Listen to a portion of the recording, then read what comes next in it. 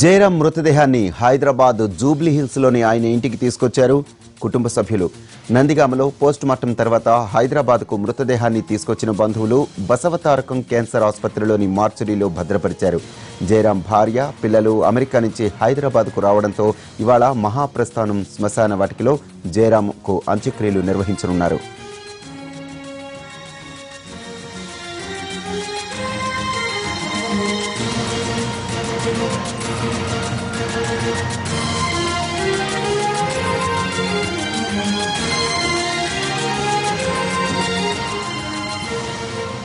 మరోవైపు జయరాం కుటుంబ సభ్యుల నుంచి పలు వివరాలు సేకరించారు నందిగామ పోలీసులు. అమెరికా నుంచి వచ్చిన జయరాం భార్య, పిల్లలు వారు వచ్చారని తెలుసుకొని జూబ్లీ హిల్స్ లోని వాళ్ళ ఇంటికి వెళ్లారు పోలీసులు. జయరాం భార్య నుంచి పలు అంశాలకు సంబంధించిన వివరాలు తెలుసుకున్నారు.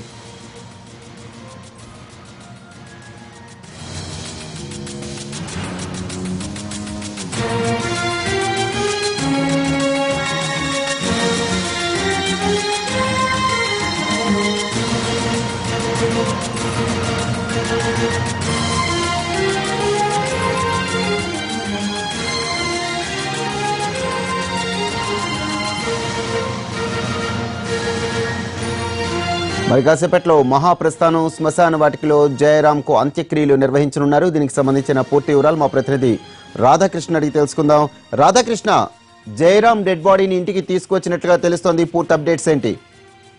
ప్రసాద్, కొద్దిసేపటి క్రితమే క్యాన్సర్ హాస్పిటల్ ఫ్రీజర్ నుండి జయరాం డెడ్ బాడీని ఆయన నివాసానికి తీసుకొని రావడం జరిగింది. కుటుంబ సభ్యులు ఒక్కసారిగా జయరాం డెడ్ బాడీని చూసి ఒక్కసారిగా వాళ్ళంతా కూడా షాక్ కు గురయ్యారు. వాళ్ళని అసలు ఎవరు కూడా ఓదార్చే ప్రయత్నం కూడా చేయలేకపోతున్నారు. ఎందుకంటే వాళ్ళు చాలా తీవ్ర మనస్తాపం. అంటే నెల రోజుల క్రితమే అతను అమెరికా నుండి వాళ్ళని వదిలి ఇక్కడికి రావడం జరిగింది. తిరిగి అతను అమెరికాకు వస్తాడనుకున్న సమయంలో హత్యకు గురవుతాడని, అలాంటి పరిస్థితి తమ కుటుంబానికి వస్తుందని కూడా వాళ్ళు ఊహించలేని పరిస్థితి. అలాగే నందిగామ పోలీసులు ఇక్కడికి వచ్చినప్పుడు కూడా వాళ్ళకు కనీసం స్టేట్మెంట్ కూడా ఇవ్వలేని పరిస్థితిలో జయరాం భార్య పద్మశ్రీ ఉంది. పోలీసులు అంటే ఎస్ఐ అక్కడికి వెళ్లి ఆమెతో మాట్లాడేందుకు ప్రయత్నం చేసినప్పటికీ ఆమె మాత్రం ఏమీ చెప్పలేకుండా పోయింది.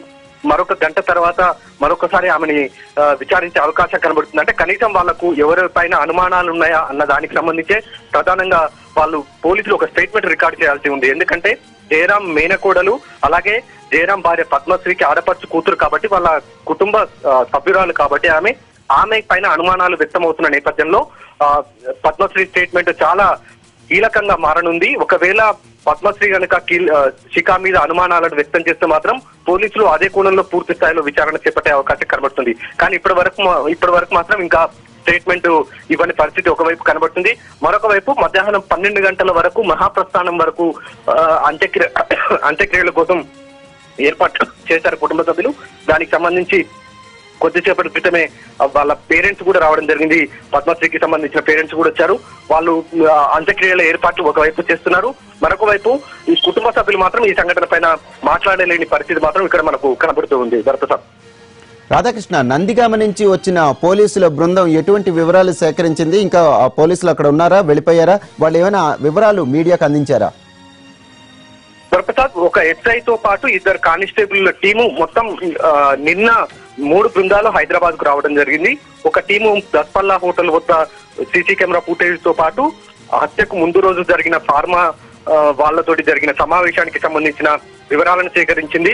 మరొక టీము జయరాం ఇంటి దగ్గరికి రావడం జరిగింది. జయరాం ఇంటి దగ్గర ఉన్న వాచ్మెన్ తో పాటు అతని గన్మెన్, అలాగే డ్రైవర్, వీళ్ళ ముగ్గురిని కూడా విచారించడం జరిగింది. హత్యకు జరగడానికి ముందు రోజు మధ్యాహ్నం ఆయన 1 గంటకు వెళ్ళిపోయాడు కాబట్టి ఆ సమయంలో జయరాంతో పాటు ఎవరన్నా ఉన్నారా, అతను ఒక్కడే వెళ్ళాడా అన్న దానికి సంబంధించి కూడా వాళ్ళ నుండి వివరాలు సేకరించారు.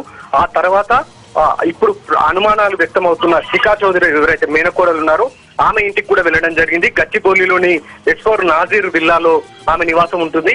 అక్కడ కూడా సీసీ కెమెరా ఫుటేజ్ తో పాటు ఆ వెహికల్స్ నమోదు చేసే రిజిస్టర్ లో కూడా కొన్ని వివరాలు సేకరించడం జరిగింది. ఆ తర్వాత తిరిగి జయరాం ఇంటికి వచ్చారు.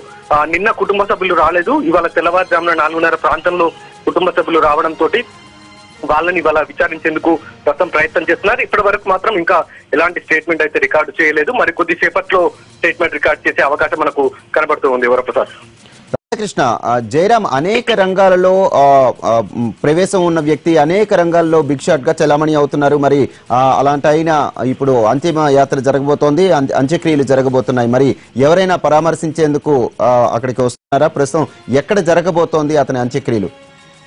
వరప్రసాద్, ప్రధానంగా ఫార్మా కంపెనీలకు సంబంధించిన వాళ్ళు ఎక్కువగా ఇక్కడికి రావడం జరిగింది. కొద్దిసేపటి క్రితమే నగరంలో ఉన్న కొన్ని హాస్పిటల్స్ కు సంబంధించిన డాక్టర్స్ ఇక్కడికి వచ్చారు. వాళ్ళ కుటుంబ సభ్యులను పరామర్శించి వెళ్లడం జరిగింది. జయరాము ఈ విధంగా హత్యకు గురవుతాడు అని ఎవరూ ఊహించలేదు. చాలా మంచి వ్యక్తి, ఫార్మాలో ఎన్నో ఇన్నోవేషన్స్ తీసుకొచ్చేందుకు అతను ప్రయత్నం చేశాడనేది వాళ్ళు డాక్టర్స్ చెప్తున్న పరిస్థితి కనబడుతుంది. ఈ కోణంలోనే చాలా మంది ఇక్కడికి ఫార్మా కంపెనీలకు సంబంధించిన వ్యక్తులతో పాటు ఇటు బంధువులు కూడా చేరుకుంటున్నారు. మధ్యాహ్నం 12 గంటలకు ఇక్కడి నుండి నేరుగా జూబ్లీ హిల్స్ లో ఉన్న మహాప్రస్థానానికి అంత్యక్రియల కోసం తీసుకొని వెళ్తారు. అక్కడ కుటుంబ సభ్యులు అతనికి అంత్యక్రియలు చేసేందుకు ఏర్పాట్లు చేస్తున్నారు. Varaprasad, right, thank you Radhakrishna.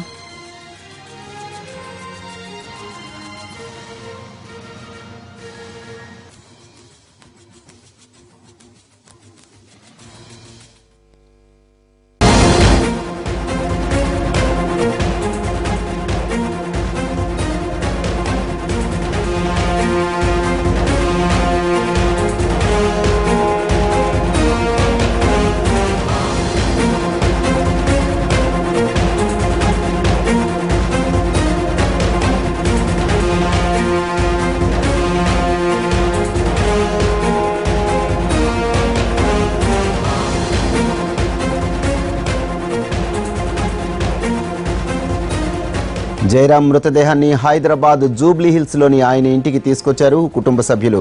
నందిగామలో post mortem తర్వాత హైదరాబాద్ కు మృతదేహాన్ని తీసుకువచ్చిన బంధువులు బసవతారకం క్యాన్సర్ ఆసుపత్రిలోని మార్చురీలో భద్రపరిచారు. జయరాం భార్య, పిల్లలు హైదరాబాద్ కు రావడంతో ఇవాళ మహాప్రస్థానం శ్మశాన వాటికలో జయరాంకు అంత్యక్రియలు నిర్వహించనున్నారు.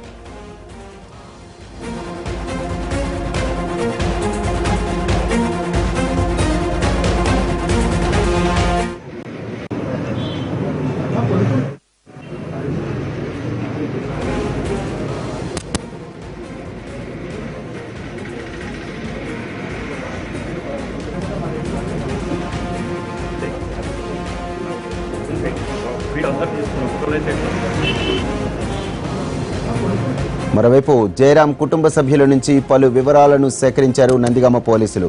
అమెరికా నుంచి వచ్చిన జయరాం భార్య, పిల్లలు వాళ్ళు వచ్చారన్న వివరాలు తెలుసుకొని జూబ్లీ హిల్స్ లోని వాళ్ళ ఇంటికి వెళ్లారు పోలీసులు. జయరాం భార్య నుంచి పలు అంశాలకు సంబంధించిన వివరాలు అడిగి తెలుసుకున్నారు.